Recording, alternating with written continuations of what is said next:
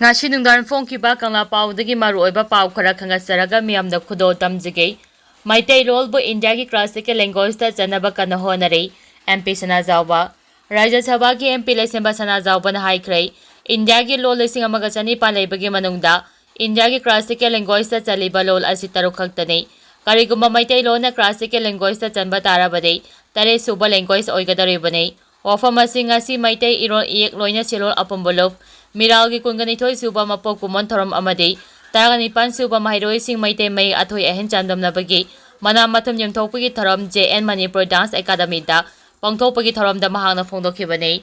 MP Sana Jawbana makha taraduna haikibada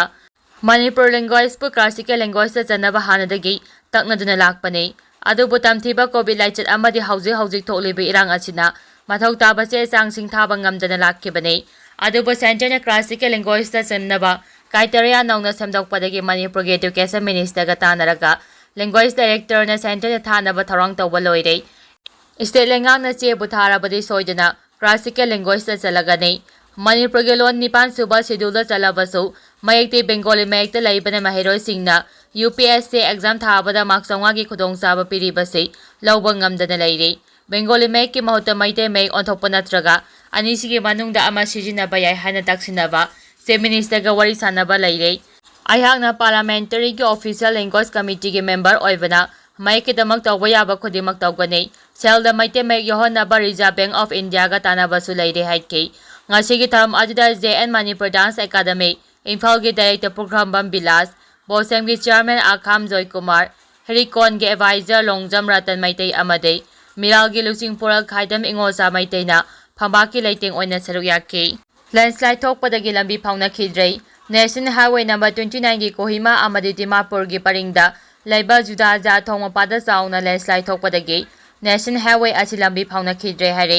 Pressna phangma pau amagi matung inna haukiba numi kharani asida ka hena nongchokibana maram oiraga jingninkhaiba gi thawdo adu thokkibane jingninkhaiba gi thawdo asina maram oiraga hauji National Highway asida gari chatpa yadana leiri hare thawdo asigi matangda DC Kumar Ramnikana Chingninkhariba mafam adugi akoibada leiriba yumsing amadi dukansing atopa safagadaba mafamsingda hongdokkinaba order ama thokre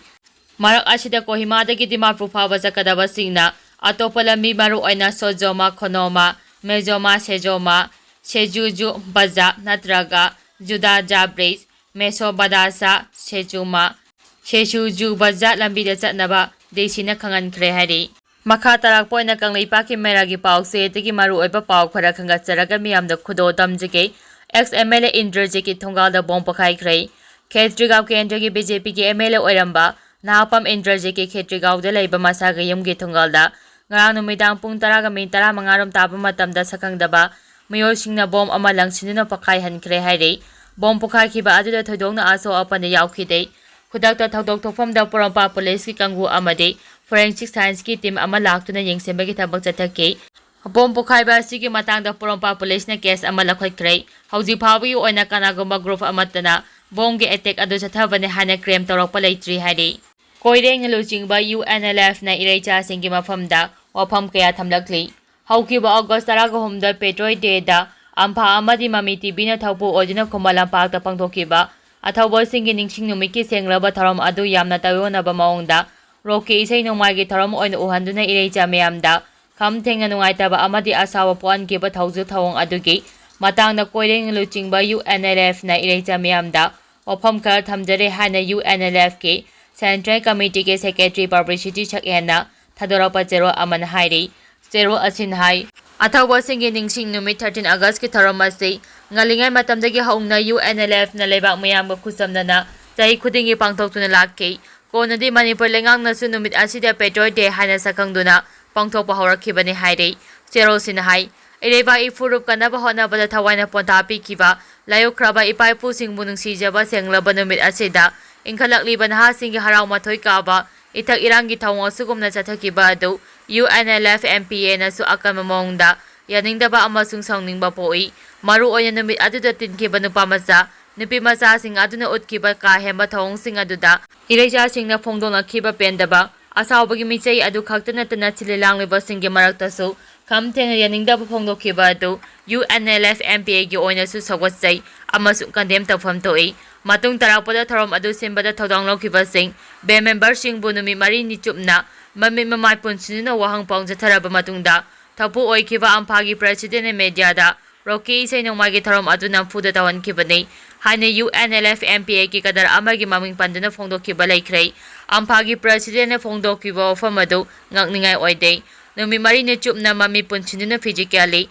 mentally nairiba adudagi masalai thokjanaba honaba haibasi masana tawani matang asida UNLF na Ereicha singda kanganjaningba ofam amadi amphadana tana UNLF nungsiba lok kaya na mamangaidagi hauna asumna ningtam yogi mari lainaba tharom kaya pangtokna amadi pangtok minaduna lai amphagi president na ming paleba kadar adugi maphamda yaningdaba lairaga chu UNLF ki makoktagi maton phawbada pawphok nanaba lambi laitaba natte kadar asiga khangna chanaba oibaduna amphagi president bo tharom adu pangthok pinaba hainabane kadar aduna khanjabade India gi loiram lenga asina irebak miyamgi ningtam lal hawa asiba hawkiba me ahum lising ani ge sumna kungo homdoi degi hawraga furuma chegi lan onthoktuna langi chaitheng marak asida ngasi gi hawadak liba miro asibo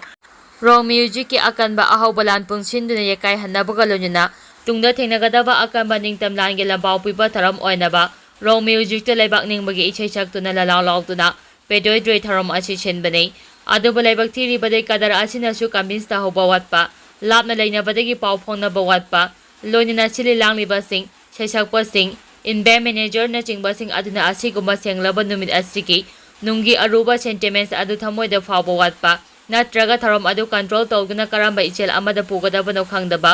kaya aduna tharom adu masak thianaba maram oikiairi zero asin hai India gi loiram langa ki mayokta sanglaba sahi kaya ningtamnal hau changchilakiba asida ngasi phawbada hubai ama khaidokna khompham chetna lepliba UNLF MPA ki yawala misingni asuma tharomasi ki simbalang bada asoiba laikhiba amade amphagi president ki wafam aduda khodong saba lauraga UNLF MPA bumiya mamangda sang hanthanaba thawoina silibra haibase Ereicha singna kupna yengbiu haire India gi loiram lenga amasung makhoi ki khongmi lami oisingkraba singna UNLF MPA bu khurau thangnaba honaba kaya Ereicha singna khangbiba ngaktane masigi mathakta hawkiba diket ama asida Manipurda football gi ehu ama horapa ngamkhraba adugidamak mapunsi kathokna lakraba amphagi thaupuba sing asibo nathairaga hawkiba sahi ani ahum mamangdagi loiram lenga asigi aitong phamdomba sing chenjaw paiba singna paisiningbagi muknaba laikhiba do irujaningbaga thongra tekpaga haibado handaki tharom asi chiliba amphada